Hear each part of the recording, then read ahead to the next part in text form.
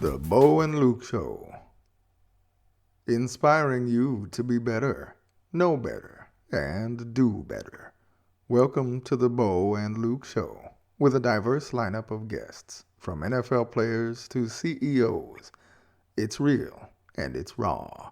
From the Hale Media Group, here are your hosts, Robert Bo Bravo and Luke Carignan. Bo and Luke Nation, get ready. Today is going to be an excellent episode. I've been excited to do this one. I have my partner, Bo Bravo, who actually just dropped a book last week called From the Battle Room to the White House to the Boardroom. Bo, say hi. Hey, everyone. Bo and Luke Nation, all our individual listeners out there tuning in. Hey, we want to say thanks for coming back for another episode of the Bo and Luke Show. And I think today is going to be a big one. You're really going to love it. Go for it, Luke. Introduce your guest. All right. Yeah, this is going to be nuts. So today is all about time management, and we're lucky enough to have Jason Leverant, who's president and COO of the AtWork group, join the show.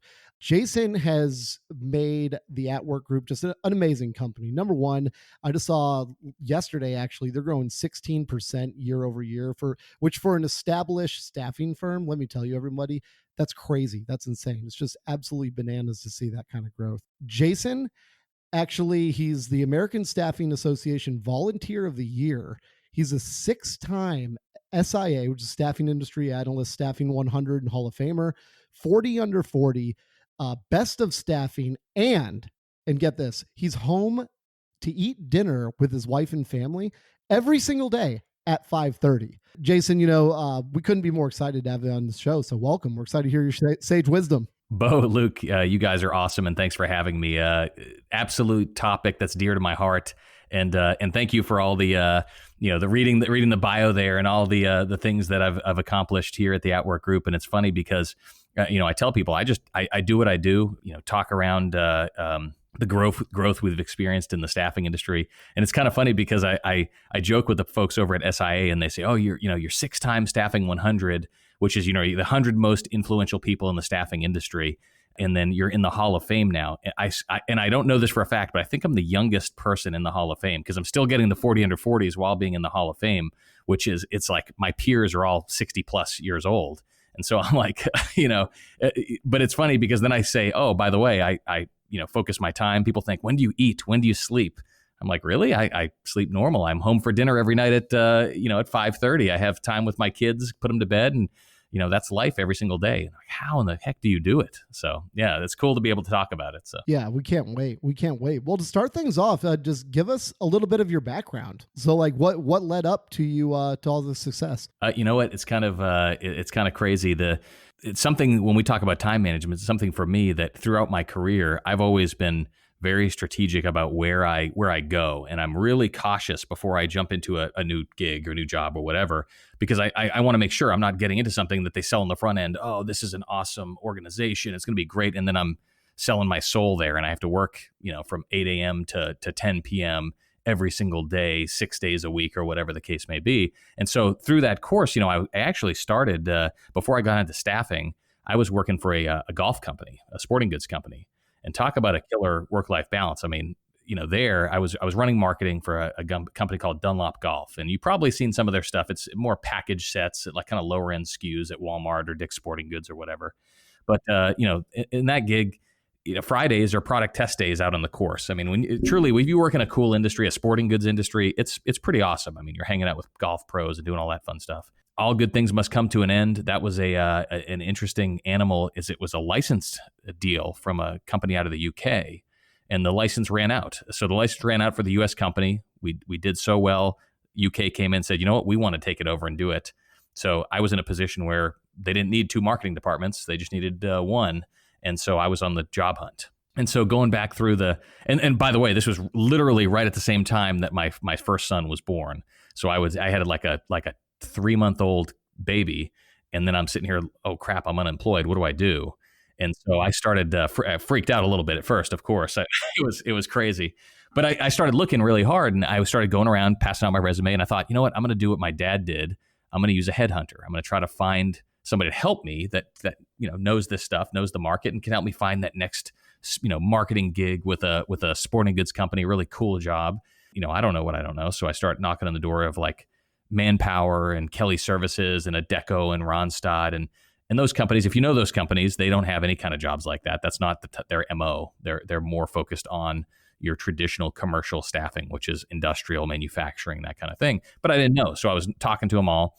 And two companies, a company called Apple One and a company called Randstad, both stopped and said, "Wait a second, you'd be really good for a position here in the branch." And so I really did my homework. I looked at it, ended up taking the job with Randstad, really excelled. I served in a sales role. I was in a local market. Before, I was running national marketing all over the country. We're going to trade shows, we're going to PGA events. It was nuts. Then to be kind of, I hate to say pigeonholed, but kind of pushed into a small market, it was awesome. I mean, I really dominated. I was really strong in the sales aspect of the job. Transferred over to Knoxville, Tennessee. I was really getting a little bit, it was really kind of, I felt a little restricted just being stuck into one territory. So I wanted something bigger. Opportunity came up with the AtWork group as a VP of sales. Again, did my homework, really made sure it was the right fit, that I wasn't going to sell my soul to a company that's going to use and abuse me like crazy. And I really, again, I got a wife, I've got a young baby. And now at that point in time, he was a little bit older. But still, time for me was a really critical aspect. What's that work-life balance really look like? And so anyways, jumped in with AtWork in 2007 in a VP of sales role, rode through the recession, served in a lot of capacity, from cleaning the toilets here when we were during the recession and we didn't have any, we were barely trying to sell a franchise, worked into operations, did a little bit of medical staffing. So I know, you guys both have a little bit of medical type backgrounds there, and really got into the role I'm in today, and started in 2012 doing what I do. As the story goes, I was sitting around with the founder of the company, and we were saying, we got to get out there. We've got to really amp up, who we are in the marketplace. We got to position as the leaders, the experts in the staffing industry. That's how we're going to get people to come and want to buy franchises. I told them, I said, how far do you want me to take it? And they said, as far as you can go. Let's make AtWork the name for staffing franchise. And so hence I started pushing a lot of work with ASA, a lot of good PR, a lot of good marketing, and it's really drove to all those accolades, all those things you just kind of rattled through in regards to the Staffing 100 and the ASA Volunteer of the Year. That was pretty crazy, because that was the very first year they did the Volunteer of the Year, and they were like, oh, it wasn't a question.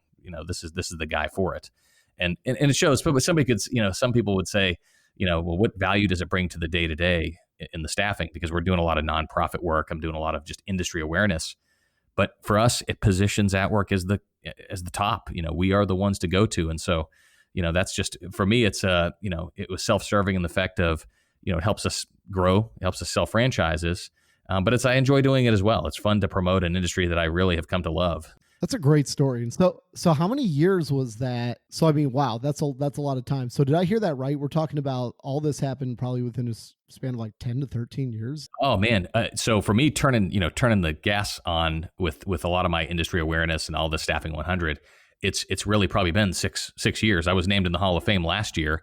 The first year I started, what sparked all this is kind of funny. What really sparked the national attention was I actually did back when the Affordable Care Act became a thing, and everybody was, really freaking out how the ACA is going to impact the staffing industry. I put together a tool that our franchise owners could use. It was a calculator that calculated the cost and impact of the law on a branch.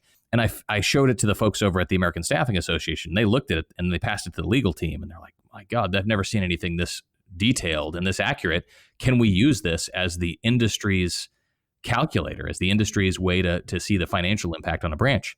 So I met, because I developed it, it was a spreadsheet, a huge elaborate spreadsheet, but met as a team, ownership, founder. They're like, oh yeah, let's do this. This gets huge PR. We let it go. We worked together to develop it into this online tool. And so we really AtWork myself. I got credit for really building that tool and how such a really big law impacted staffing.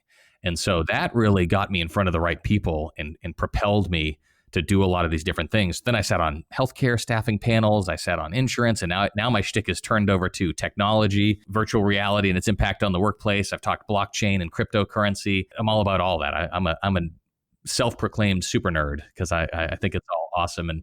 But going back to that, I think that really helped spark that drive. And so that happened in like 2011, 2012 as we're going in. And it's been crazy since then. I have a quick question for you, because there has to be, I would imagine if I'm thinking this, there might be at least one listener, maybe more, who might be asking the same question.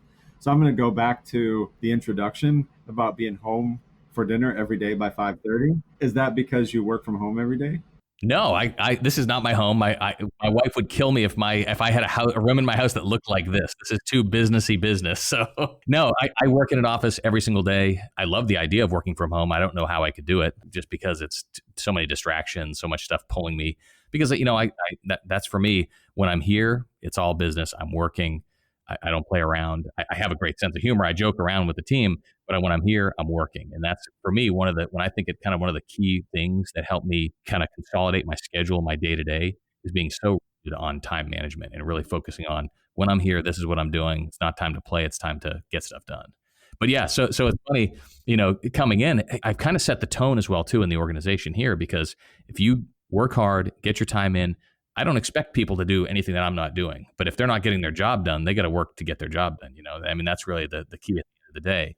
But if you really work hard, if you focus on the right things, if you set your priorities right, everything else falls in line. But you gotta be rigid there. You can't flex off it. I swear, I think I started in 2007 here with AtWork, and outside of me traveling and having to actually go out of town, I think I've been home for dinner I think there was one time we had an owner in that we had to be here for a little bit later. One time in what, almost 15 years, something like that. My math is horrible.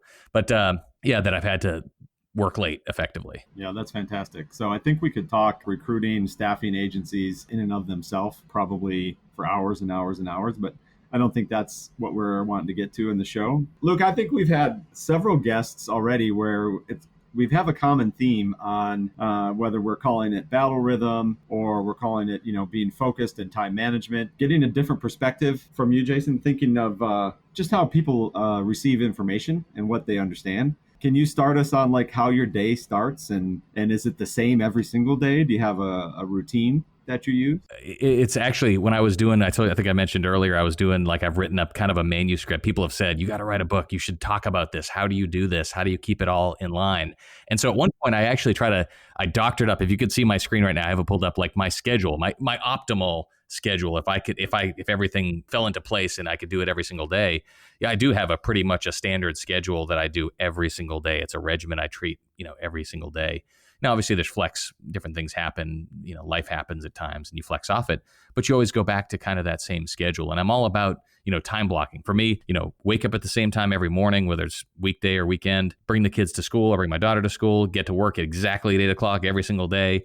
Get the coffee. Check my social. Make my posts. Get to actually my project work starting at 9 a.m. Go from 9 to usually around 11:30. Decompress. I balance email. I self-admittedly are pretty bad at email checking throughout the day. That's something that I'm personally trying to work on, is balancing when I'm actually in my email. One of the big key pieces for me, I take a lunch every day. Matter of fact, I went home for lunch today, had lunch with my 2-year-old son and my wife. So that was cool. I don't do that every day, but I try to do it at least 2 times a week, 3 times a week when I can. Get back to it. I'm back in, fill up the coffee, check an email again, back at the projects. I start scheduling different events at 1:30. And I roll all the way till 5. I make sure that I plan, because of the way the way my days work. I try to close everything out at 5. Anything that I know that might linger, I try to stop my scheduling around 4:00. So it gives me ample time at the end of the afternoon to close out email, wrap up any ongoing projects and anything like that. And then I shut it down. I may have stuff that I'm doing. I prioritize. If it's something I have to get out, I save it. I'll do it later on in the evening after the kids go to bed and everything like that. But I shut it down. I mean, I could easily sit here and go till 7:00 at night every night, answering emails and working on different things.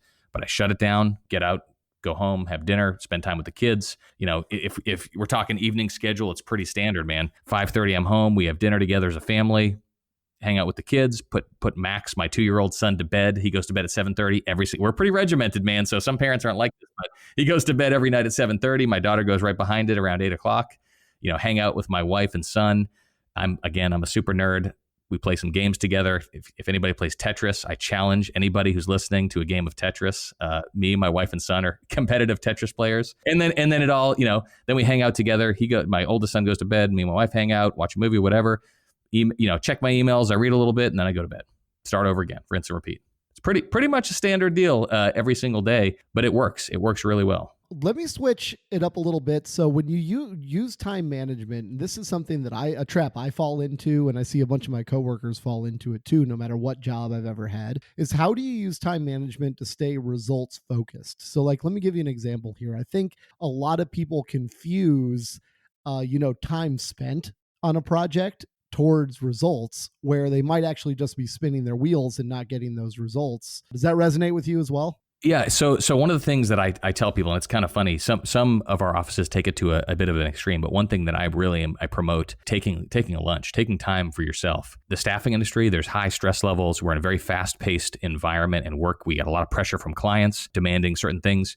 Take time to break away for lunch, decompress, because the burnout is so high, the stress levels get so high, you're going to burn yourself out if you don't take a lunch. And that's just something that I've really pushed people to try to do. Just take a few minutes for yourself to decompress, go take a walk, go out, go outside, do something to get your mind off it and give yourself some break before you get back into it. That's been something that I've really focused on doing. And sometimes I work through lunch and I feel like crap later on in the day. I mean, it's just really, really bad. So one of the things that I really encourage people to do is, even if it's a few minutes, just break away to get some fresh air and to get your mind off work for a little bit. It doesn't always work that way, but as a rule, try to do that. It makes a big difference. So much so that our largest franchise group actually would shut down their branches for lunch. They found a really good rhythm, and people think, wow, they shut their business down from 12 to 1 every single day, because they found that the employees were happier because they got to take an hour. Nobody was breathing down their neck. They weren't worried that a supervisor was going to get pissed that they took an hour off for lunch. They would shut down. Nobody answers the phones. It goes to night mode. The people wait outside until 1 o'clock hits. But when you look at their internal staff there was very little turnover. People loved working there. It was a great environment. Think about it. If if you're not in a situation, for me, nobody's looking over my shoulder. I can take lunch whenever I want to. I can do all that. But it's a lot of environments. They're looking at you. Oh, look at them. They're taking a lunch. They're not working through it like John Doe over here. He's really a hard worker. He works through lunch. You take that pressure away by for them, they shut it down. So nobody was under pressure. Everyone was basically, you have to take a lunch. So I thought that was kind of cool, and it really works well. So that's fantastic. That's you. Is that one of your values? Are those types of things values in your company that you encourage others to follow along the same line? Absolutely, man. I see people, even within our organization, I'm not going to name any names, that pride themselves. I worked till 7 o'clock last night. I worked till 7:30 last night. Yeah, but why am I able to accomplish 10x what you're doing in a normal workday? And then you have to start looking at some of the systemic issues that come into play. How much chatting's happening over at the water cooler? How many trips to walk around the building to talk with people are you really doing versus grinding it out and getting the job done? And that's, each person is different. And you got to look at what motivates each person and what they want to do. I hate to say it, some people don't want to work and live in such a regimented world like mine, but it is what it is. That's just what I do and what works for me, and where my values are is I want to have a work-life balance. I want to spend time with my family. I want to be home at 5:30. People don't want that or don't have a need to be that way. That's their own prerogative. And then they can take, they can take as long as they want to complete the projects. But the key is, I think, though, is if you want to be a high performer, if you want to be a 6-time staffing 100 person and balance a good work-life balance, you've got to be regimented. You got to be really focused on it. It's funny because I was inspired years ago. I remember reading some pro athletes. They actually map their life out every single day. They don't have blocks of free time ever. They do, but it's actually blocked already out. That's like free time from 6:30 to 6:45. I mean, they have very little free time, but it's from the minute they wake up, they already have everything planned. And if you want to be an elite athlete, that's the life you live. If you want to be elite in really anything, that's the life you got to live. I feel like, and so I go back to, and while we're talking athletes, I'm a huge proponent too of, you got to stay healthy. What a big killer of time is if you're unhealthy. If you got to go to the doctor, if you're stuck in the hospital or whatever, stay healthy. You got to keep things working well and be preventative when you need to be. So I'm all about working out every day, getting on a cycle, taking vitamins, eating right. I mean, those things promote high performance. So when do you make time for that too? Do you, are you a morning guy when it comes to working out? I want to be a morning guy when it comes to working out, but that's sometimes, I find time for it. Well, some days I go home for lunch. Lunch is usually my time where I hit the gym. I'm fortunate that our office is literally like 4 minutes from a large gym that we belong to. And so talk about time management. You guys will probably think I'm insane, but I timed it. It's 4 minutes to the gym. about 5 minutes for me to change. So that's 9 minutes. So I got another 9 minutes on the other side. So I'm flexing a little bit. I take an hour, 45-minute workout, and I time it when I'm doing my workout. So I'm pretty anal about it because I also don't want to set a bad example for the group. I tell people take an hour lunch, high performer. If I'm leaving at 5, I can't take 2-hour lunches. It's not really fair to say that.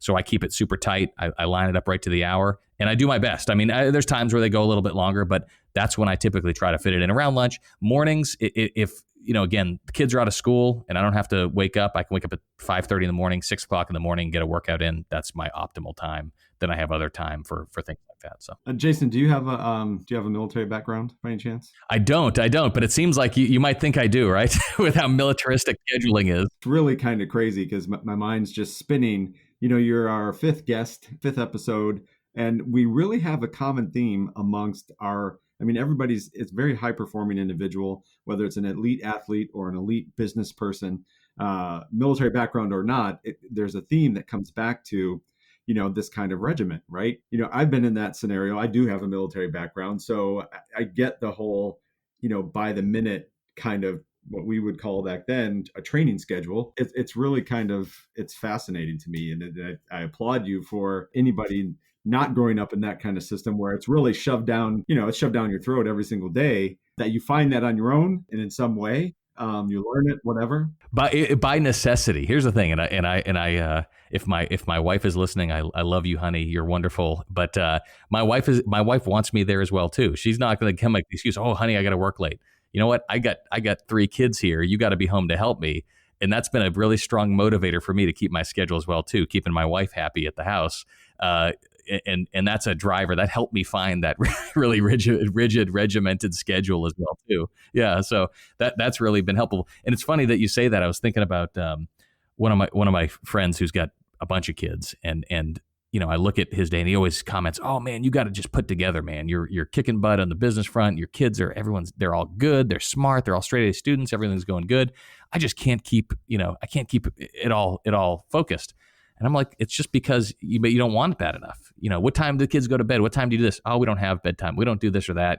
Dude, just put it together. Start writing it. Write it down. Put it down in writing and say what makes logical sense. Reorganize if you need to, but give yourself a framework to play with to start. So. Yeah, and that's what Luke and I talked about before. It's control. It's grabbing onto the things you can actually control.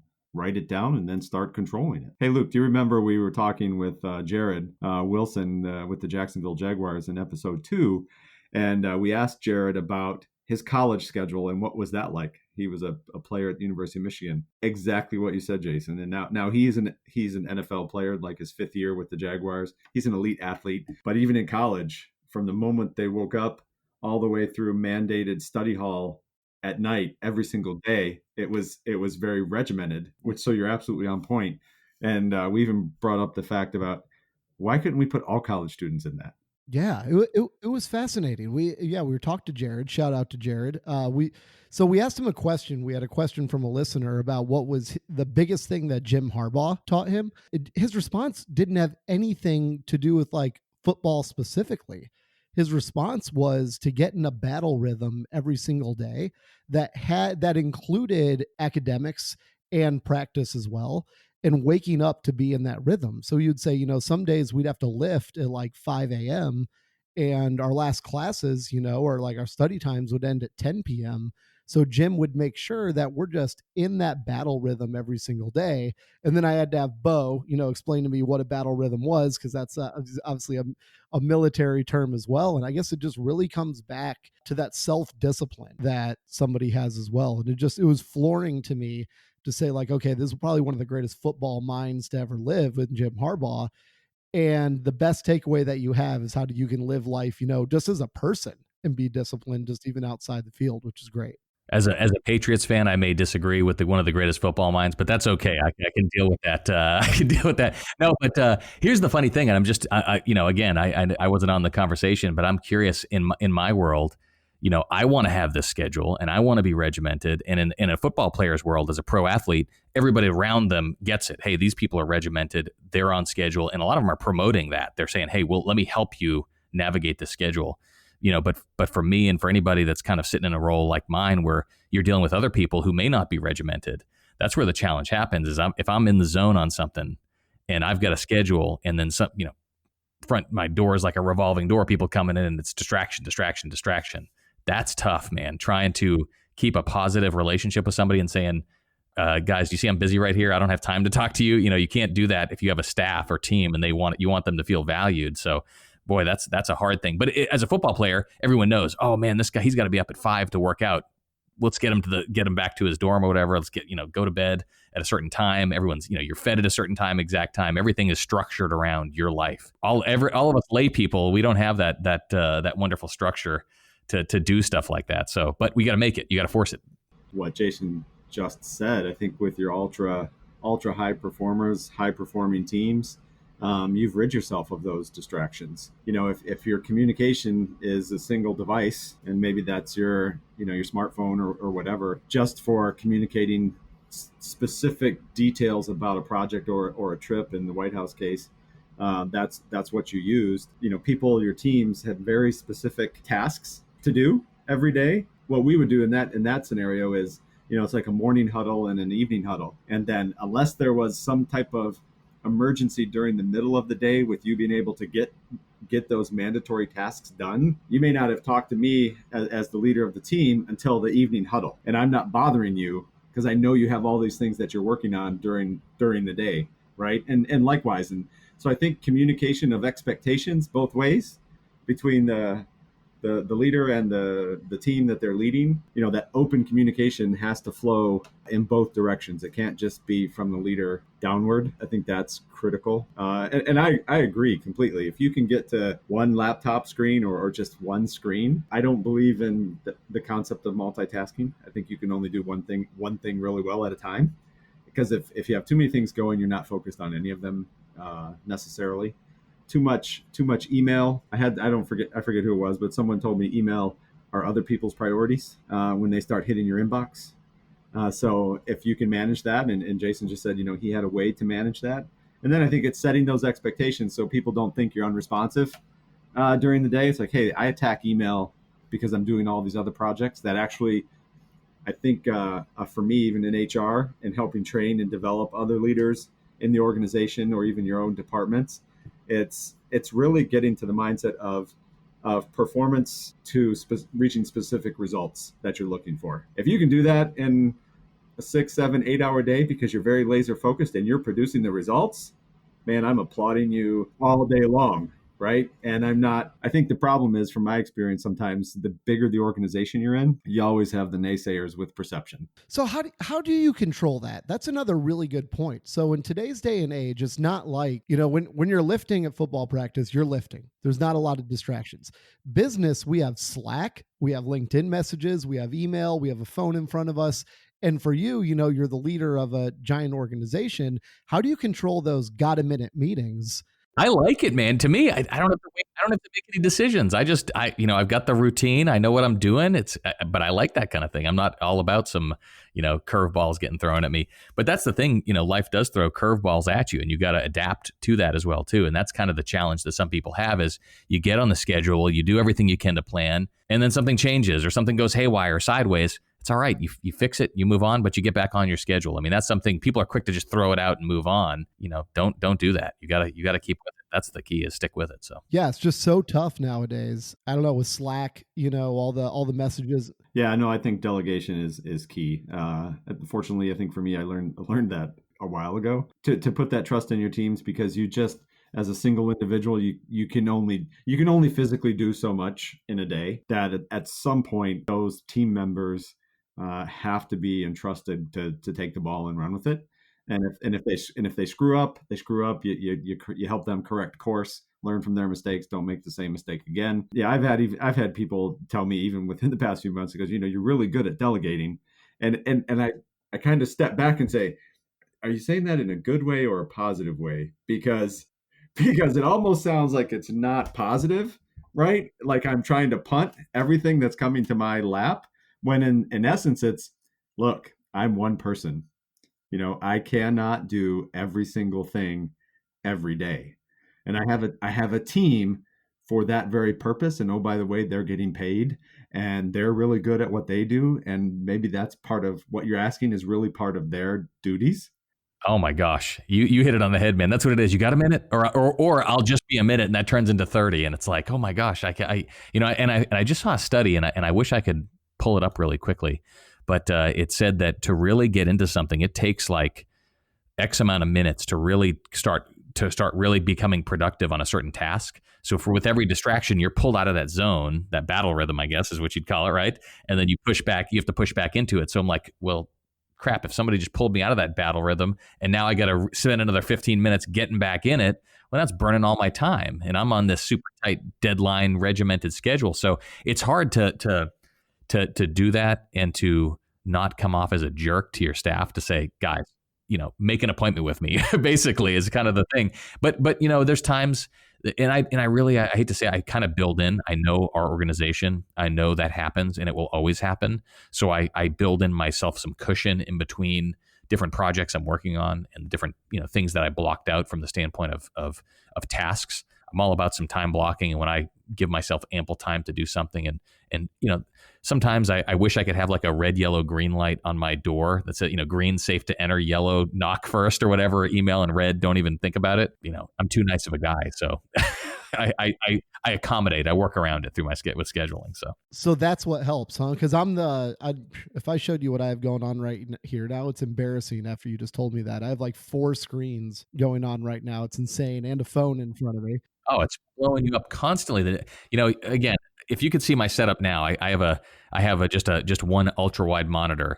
But at one point, I had a double ultra wide curved monitor, like almost 180 degrees of screen within a 15-inch laptop below it set up.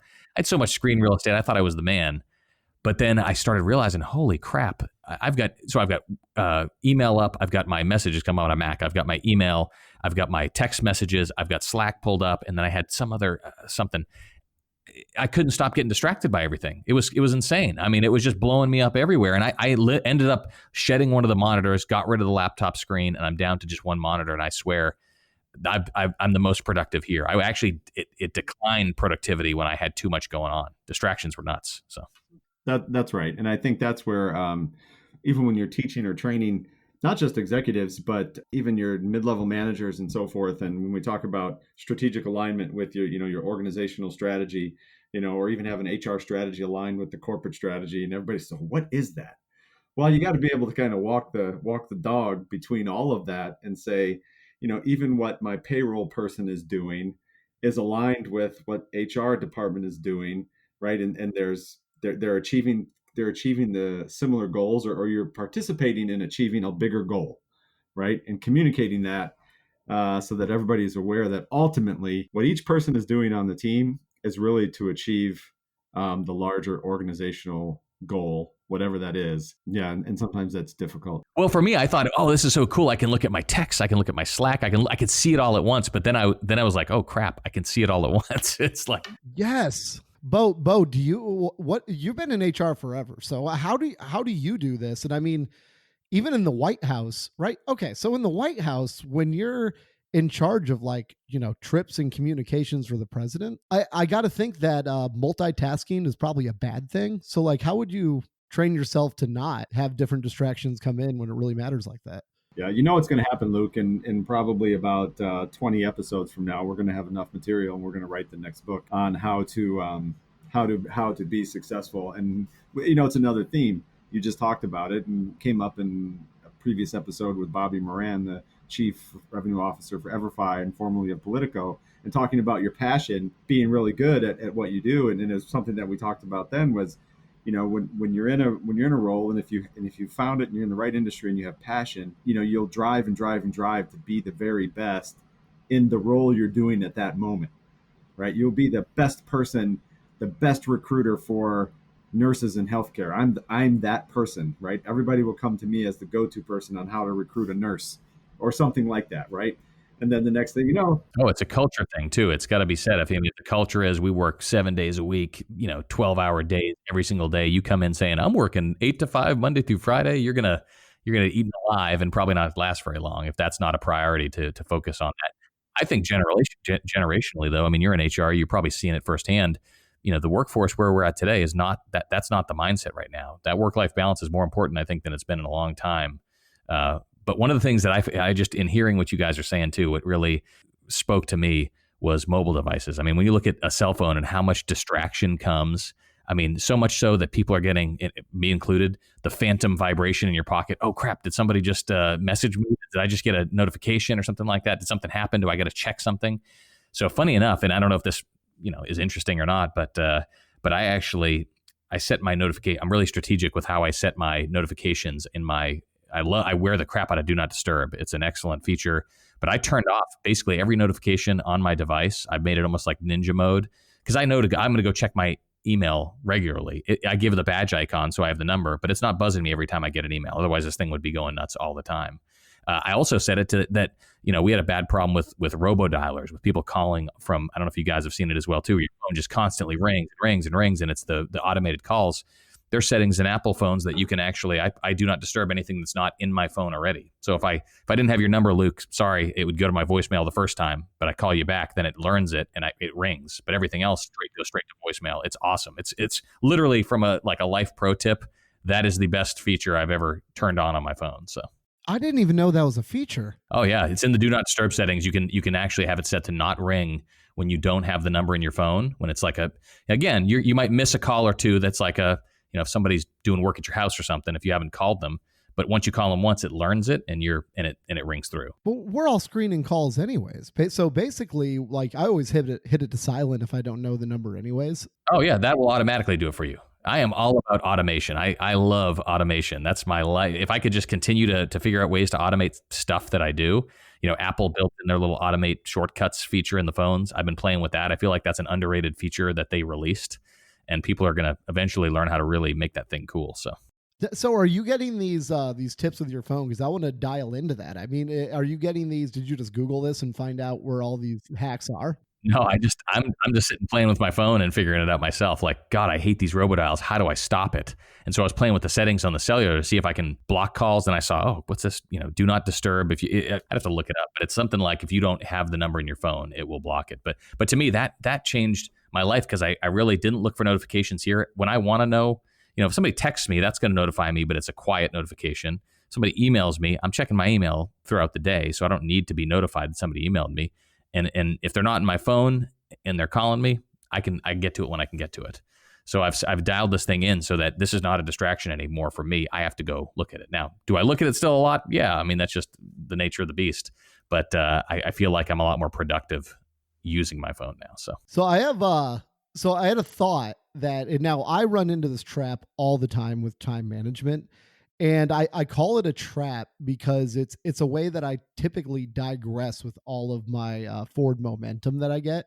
And for the listeners out there, hopefully you find yourself in this position too, and you'll find this valuable. But so here's the thing with time management is that it works, and it works scary well when I do it and I'm disciplined about it. So here's what happens. So I'll be really disciplined about my time management for a first set of days or maybe a week, right? And then it starts to work really well. And then now I start to get other opportunities, right? Or other business opportunities that, that come across my lap, but that I wouldn't have had before. And then I try to, cater to all of those. And then the time management that got me the success in the first place falls to the wayside. And it's like, just peaks and valleys of, success and then not doing so well with the time management. How are you maintaining the discipline? Because to me, it's not tough to have time management when you're not doing so well. That's when it's easy. Where it's tough is when you're having all that success because it's working. Oh, and that's when everybody's saying, hey, can you do this? Hey, can you do this? Hey, can you do this? It's like you and I are probably very similar, man. I'm a nice guy. I say yes to, I used to say yes to everything. Yeah, I want to do it. Yeah, I want to do it. Yeah, I want to do it. Then you realize, holy crap, I don't have any time. I mean, you have to have time. There's balance. If you looked at my schedule, there's time that I do have time with my family and breaks from work, what I'm doing on projects to be able to decompress. You have to build those in. But then you start stacking yourself too much. There's just too much there. And so that goes back to the thought of just setting priorities and being able to tactfully say no or say yes in such a way that doesn't overburden yourself. I think that's knowing where your limits are and what your capacity really is, and always probably building yourself in a little bit of flex so that you could pick something up here or there and really help out. But I'm telling you, that's for me. I am such a yes man. I want to help people out. I want to really do the right thing and pick stuff up. And then I'm on the flip side, I'm a perfectionist and control freak because I feel like, oh, I can do it faster. I don't have to show you how to do it. I can do it faster and better myself really fast. I'll just do it for you. Don't worry. Oh my gosh, that's burnt me so many times and had me, stressing about prioritization and just increasing stress levels in general because I wanted to try to do it myself. I felt like I could do it myself easier. And I've really taken it's been a project over the last few years that I need to work on is just better delegation, a better way of delegating, trusting the teams that I've got. And relying on others to help with as well too, and trusting their abilities. So that's something that, again, because I'm such a control freak and a perfectionist, it's been hard. It's still like ripping this ironclad grip I have on life. So. It's amazing. These sacrifices you're making, though, you're getting back like tenfold in your day, And I think there's a balance. Yeah, I think there's a balance too, man. I mean, and I was thinking that same thing because that's one of those areas that I struggle with. I'm like, if I'm delegating everything, they're going to think I'm not doing anything. And they're like, well, what the heck?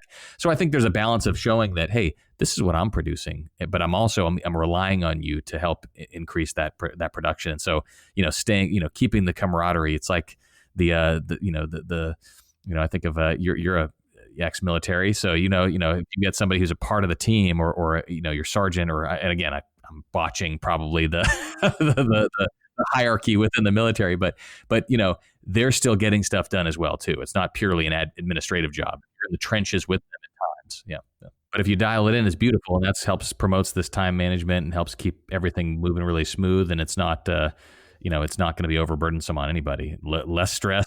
You're getting high performance stuff done. I mean, I think that's really at the end of the day what I try to achieve on a regular basis. It's something that is really interesting as well too, and it's one of those areas where too, if you're focusing on time management and you're focusing on trying to prioritize and trying to allocate, sometimes you're giving a little bit out of your own convenience, if you will. And some of the things that I kind of thought about when I have to travel, when I have to go, I see other people make the mistake, or not the mistake, just their choice. Hey, I've got to be in an office on Monday morning, so I'm leaving on Sunday night. No, that's not how I roll. I mean, I'm up at Monday morning at 4:00 in the morning and taking the 5 a.m. flight to be at the office at 8:00. Sure, I could take the convenient way out, the easy way out, but you know what? It doesn't hurt me to wake up earlier. It allows me to spend more time focused on what's priority to me, and then vice versa. Way back, if I got to come back, you got to spend the day in the office, and I got to be back later on. I'm taking that night. If it's a red eye, it's a red eye, and I'm back at work or at home the next day. Versus, well, I'm just going to spend the night here and then head home. Again, you've got to give a little bit on convenience. I realize that for me to be able to manage time like this, it's not always going to be optimal for me. It's not going to be always as comfy for me, but you got to be able to give. If you want to be a high performer, like we talked about earlier, you got to be willing to make those sacrifices to do it. So that's true. Hey, Jason, you had, when we were talking about the podcast, you had a funny story, and you're like, hey, I don't know if this is too much TMI. I don't think anything's TMI for the Bo and Luke show. And if you're comfortable, I mean, we'd love to hear it. I haven't heard it yet. So. Okay. So yeah, I'd be happy to tell you. It's pretty funny actually, but the whole, a lot to do with for me, time management, because I could see myself slipping into, working all the time. If I didn't have a wife and kids, if I was just me flying solo, I enjoy what I do. I get really focused on stuff. I could be here all day long and it wouldn't even faze me. But I have a wonderful family at home. I want to spend time with them, and that family is growing. And it's a lot of the reason why I've set up my day, my work week, and everything, so that I can be home for dinner every single night at 5:30. That I can spend the time that I do. I can go home for lunch. I can put my kids to bed, and see them grow up. Where so many of my peers in the industry don't have that, and they're like, "Oh man, I really admire that for what you're doing." So again, it's not to not necessarily 100% to my credit, a lot to do with my family at home, which has grown. And one of the reasons, the story as it goes, I have, I'll start from the beginning. Me and my wife, we wanted to have one kid. So, and I'm going to get a little gory here if you guys are squeamish at all on healthcare procedures. So so we wanted to have a son, the same one that when I was laid off from Dunlop, I had to find another job. We were done with one. So I took measures to took care of business, so I couldn't have any kids anymore. He gets to school age, 5 years old. We're both young. I was oh man, what year was that? 24, I think, or something like that. So we started 24. He gets to school at 5, and wife and I are talking, and we're like, oh man, I wasn't working. I wasn't a president of a large company at the time. So, but we were talking, we really wanted to have another kid. We're like, man, we made a bad decision. Let's see if we can have another one. So I went to the doctor, figured out, I gotta have a reversal where there's a high chance of that not being successful. I didn't have any money at the time. This is a funny story in itself. I had a Coleman camper though, and I got a sweet deal on this Coleman pop-up camper. And I said, I got to sell the camper. I'm not going to use it. Ended up selling the camper, found a guy that bought it for a crazy profit, just enough for me to be able to get the reversal for to have my daughter, which the reversal was successful, had a daughter. So done, undone. Okay, great. We have a boy and a girl. Perfect. Done again. So we're talking Steve Carell level snip snap here. If you ever watch The Office, this is a pure snip snap. So got it done again. So advance literally 5 more years. My daughter goes to kindergarten. I'm sitting in a franchise sales meeting with my guys here in the office, and I get a text from my wife, 911, call me immediately. And so I'm like, oh crap, what's going on? Pick up the phone. And she's like, I something wasn't right. I took a pregnancy test. I'm pregnant. And I'm like, I know what I've been through. Now you tell me what you've been through for this to happen. And she's like, oh no, I've already scheduled an appointment for you. You go check it out. So I was, long story short, I was a failure. So my last round didn't work. So I was done, undone, done again, failed, and got done again. So the doctor was like, I hope I never see you here again. And no, I will not undo this one. And so I tell people, I shouldn't even walk upright. I should be walking with like a cowboy out of the West with like a bow-legged limp or something. So now I've got a 15-year-old who just started driving, and I've got a 2-year-old at home who is awesome. It's amazing. A huge surprise. His name is Max. We call him the Maxident. He's good. But no. So that's another demand that I got. One, I have to stay healthy. I'm 39 now. I'm about to be 40, but I want to stay healthy. So exercise is critical. I need to good work-life balance so I could be home to see him grow up. As they start getting older, they become more independent. But when they're young like that, very demanding. And my wife is there every day, and she's like, no, you're coming home. You're helping with this one. This was the one that was unplanned. You better be here. So a nice little incentive to keep me on this really rigid time management schedule so I can be home. It's funny that level of motivation that helps me to do. So, but yeah, so that's the story. So I've been to the urologist a fair share and had a great experience. So if anybody wants any referrals, I'd be happy to send you to mine. So he does great work. I hope so. It's a volume discount. Yes. So for our listeners out there, I mean, from what I'm gathering for this entire session is, everyone can be successful and really have everything they want personally and professionally, as long as you're disciplined and you just stick to it. Is that what you say, Jason? I think so. There's a level of, you have to have the aptitude for it. You have to have the passion for what you're doing. I think, you got to be sharp enough. If you're going to be a high performer in your industry, you have to know it inside and out. So you've got to be dedicated to learn and understand it and be an artisan at your craft, if you will. And you're going to be outperformed every day by somebody who really enjoys and loves and has a passion for what they're doing. So first and foremost, if you're in an industry or you're doing something that you don't love, you're going to be beat every time by somebody that does it and has similar structure to their day and everything else. So that's kind of the first one that I would always suggest. But yeah, that helps from a high performance standpoint, is you got to love what you do, but then fit it into the day. Set it, for me, I set it up around a framework, and I spend time building that framework out, and I don't bend off of it. People realize that's my schedule. That's what I stick to. And I've always stuck to. It is what it is. So you've got to be willing to make that sacrifice for the greater benefit. Right. And for our listeners out there, Jason hasn't said anything that you can't do. And on top of that, not only that, things that you can't do right now. So this just really all comes down to, staying disciplined, making the decision that you are going to control your own schedule, whether it's going to be at work, whether it's going to be setting up different notification parameters on your phone, or whatever it is. The power really lies within you to make that decision and start doing it now. We strive, we want to be better. Now you listen to Jason, now you know better, and hopefully it's time to do better. So I think it just all comes down to that, is to making that conscious decision that, you know what, right now I'm going to do this today, and then snowball it into tomorrow and the next day and the next day. And I mean, look at what this did for Jason in such a short period of time. Some people work for 30 years and don't get to where Jason's at right now. Two people could have the same amount of book knowledge. They could have the same in their mind. They know what to do. But at the end of the day, the person who has the passion, who's excited about it, who wants to do it, they're going to outperform the one that doesn't every single time.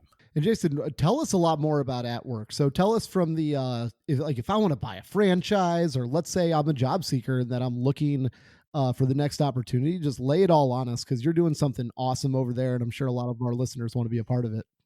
Your worst enemy is yourself. Yeah, your worst enemy is yourself. You got to believe it. That's something I go back to and look at what I've accomplished. I never thought for a minute that I couldn't accomplish with that. You got to believe in yourself as well too, and just be willing to do it and put yourself out there. You want to approach it from the standpoint of you will do it, not I might be able to do it, or I'm going to do it. And taking that approach, that was one of those things where I sat down. I distinctly remember the conversation. How far do you want me to take the AtWork group? How far do you want me to take brand awareness around us and me, and as a face of the industry, to drive, at the end of the day, people look at us and say, wow, they know what they're doing in staffing. I want to align as a franchise. We're a franchise system. I want to buy a franchise from these guys because they are the top. They know when they say something, that's what's going on in the industry. And so, at the end of the day, I said, how far you want to go? He said, as far as you can go. And that's absolutely what we did. I didn't take it from the standpoint of, well, do I think I can do it? You gotta believe in yourself. You gotta believe. So. Yeah, that's bonkers. I get those updates from SIA, staffing industry analysts every day. And we typically, for our listeners, like typical growth where they start clapping is like 3 to 4%. You see 3 to 4%. Like, yeah, super excited. They're like, yeah, I see one come across yesterday for AtWork. And, we knew we had Jason coming on today, and it's a 16%. Good Lord. I forwarded it to him and said, high five, man. Like, unbelievable. It's crazy because people ask me, well, what do you do? What is it you do? And it's so hard for me to explain. Oh, we're a franchise-based contingent workforce organization. You start to get into the weeds, and I tell people, I help people find great jobs. I mean, at the end of the day, that's really what we do in a kind of a two-pronged fashion. First, we're a franchise company. We help people enter into the staffing space. Somebody says, you know what, I see the opportunity here. I want to open my own staffing business. I don't want to fool with the back end. And we provide all the framework, everything for somebody to open up their own branch. We're hyper efficient. We're very low cost. So it makes a lot of sense for people to join us on that front from a quantitative perspective. But again, that's really kind of one side of the house, is we're selling those franchises to people that want to open up the branches. So we've got, almost, around 80 locations across the country, 28 states, in our staffing operations. So here, where I work out of, is our corporate headquarters, where we bring in prospective franchise owners. We talk to them about the AtWork opportunity, the franchise opportunity. We train. We do all of the accounting and payroll processing and everything here at our corporate headquarters. But then all of our branch locations out in the field, all of our retail locations, if you will, those, if you go to atwork.com and look at our locations and see, those are really where the action happens. And that's the staffing branches that we have throughout the country that are helping put people to work, finding great people for great jobs. We put something like almost 47,000 people to work last year. Awesome opportunity to make a real impact in the communities that we're in. And, that's really where for me, when I look in the mirror, yes, I work for a franchise company, but I'm a staffing guy. All of my activities, everything I do is focused in the staffing industry. So when it comes down to, the mindset that I have brought to the franchise organization, if you look at the team I've built, everyone here has come from the staffing industry. I didn't go hire franchise executives. I hired staffing people because they know how to service. They know what it's all about to provide a service to an end customer or to talent. And we take that same mindset to our franchise owners. And that, to me, has helped us really kill it on performance. I mean, we're dominant because of a service-focused mindset. We're traditional franchisors. That franchise agreement is quite literally the Bible. It's everything they'll do and all they'll do. Where we come in, we have the framework that we establish with the franchise agreement, and then we do everything we can to blow that out of the water, to go above and beyond to support our owners. And we get feedback. I'm a huge proponent of surveying. We survey the crap out of everything. I mean, we survey our franchise owners, we survey our clients and our talent on an ongoing basis, regular basis. We look at the positive feedback, we celebrate the wins, we look at the negative with really objective and subjective lenses to see, okay, what's systemic, what can we fix, where can we improve? And I'm a huge fan of continuous improvement. We're always morphing, we're always changing, trying to improve improve and develop and adapt to the changing landscape. So when we see problems or challenges, we're shifting what we do. And so the team may hate it, but we're constantly in the state of evolution. It's awesome. It's awesome and scary at the same time because we're always changing, we're always developing. We never sit still. But yeah, so that's kind of the story. And AtWork is we're growing aggressively. You referenced it earlier from a growth perspective. 5X industry. I always point back. It's our mission. We're at work for you. It's a service-focused mission. Everyone says they service better. We do it. We actually have stats to back it. Quite a bit of stats to back that service side of it. And it's clearly evident in the fact that we're taking market share away from the competition. If the industry's growing 3%, we're growing 16%. We're getting it from somewhere. We're getting the business from somewhere, and so we're taking it away from the competition. Yeah, keep in mind, listeners, that's 16% growth with taking a full lunch hour and being at home for dinner with your wife and kids every day at 5:30. That's nuts. Other companies are out there, 3 to 4% growth. I guarantee you they're working at home. They're on their phones when they're eating dinner with their family, if they're even lucky enough to be there. And it's just, Jason, it's so refreshing to see somewhere where you're obviously instilling the values into your company, and then that's driving the results, which is what we're all about. In fact, that's what Bo actually wrote that book that he releases about value-based results, just driving in values of the company, implementing them over time, and then getting those results from there. So that is amazing. That's what, hey, yeah. Thanks again, man. And we I set this crazy, almost like the BHAG, if anybody's a Jim Collins fan, or a moonshot goal. I'm a Peter Diamandis fan. I'm a techie. I love the futurist type movements, but the moonshot goal of $1 billion company, and not from acquisition. We want to pure grow it. We want to, by brute force, service the heck out of our customers, enter our markets, and just keep doing what we do. If we can do it for, again, the ticker started 9 more years, 15% growth, will be $1 billion company by just our natural, with our existing footprint. Now we're adding in franchise owners left and right. We've got new owners joining us all the time. That just adds gas on the fire, man. So we're pushing. So yeah, and for our listener, if Jason, tell them what a BHAG is. It's not a reference to any type of person. Are you talking about my mom? Are you talking about my mom? It's a big, hairy, audacious goal. And so it's like a crazy goal. Okay, it is kind of crazy to say, all right, for 9 more years, we're going to grow 15% when the industry is growing 3%. And if we're pushing $1 billion company, the law of big numbers, it's really hard to push big numbers, double-digit growth like that. And so I know it's crazy, but we've done it so far. We're going to keep pushing. I mean, that's our goal. And so the thing is to always look in the mirror too for us. And this goes back to, it's a challenge, time management, because we are always in this state of flux, and we're always evolving, because we got to look at what we're doing. How are we going to maintain this levels of growth? How are we going to provide super high levels of service, do all these things that we want to do, achieve these level of growth, but fit it in, compact it into this really efficient, high performing schedule that I want to maintain personally. So, and to be fair, it's not like I turn everything off at 5 o'clock. Trust me, I'm still thinking about it, and that's hard to turn off my thoughts. And I'm not, I live in and breathing it in the evenings if I'm looking at emails and respond to stuff after kids go to bed. But yeah, it's a challenge. You're right. Any other shout outs you want to give or anything? This has been amazing. Well, this has been an awesome conversation. I think we've covered so much ground. I mean, obviously, I'm a huge fan of my family. Shout out to my son, Ethan, Max, my daughter, Stella, the kids, my wife, Kyla. I've talked about them a lot. They've helped me balance and really keep to this high performing schedule. And shout out to John Hall, the founder of AtWork. I mean, he's given me this opportunity. It's funny because when I took the role in 2012, I was 32 years old and took a COO position for a $200 million, $150 million staffing company. He saw an opportunity, saw traits in me that he liked, and gave me such a huge opportunity to run this company and be the face of this company. So, I mean, I can't say enough of how great of a mentor he's been.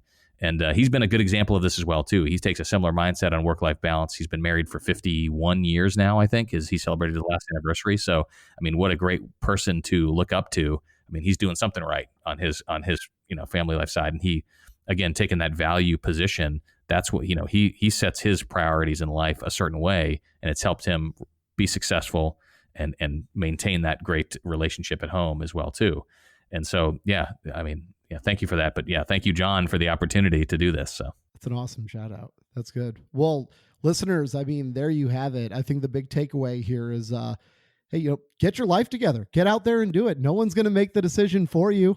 Start now. Time management is something you can start right now after you're done listening and see immediate results. It's not like, working out where in my case, it takes about good 6 months of effort in order to start seeing results. You can start seeing it right now with time management. No one's going to do it for you. We're so grateful for everybody listening. If you'd like to leave us a review, be nice. Hopefully, subscribe to our podcast if you'd like on iTunes, Buzzsprout, Spotify, or wherever you consume your content.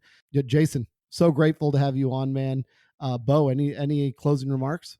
Yeah, just a great big thank you, Jason, for taking time out of your day today to spend with us to get this message out to as many people as possible. And I think that's our overall strategy for people to do better, and it's to help them.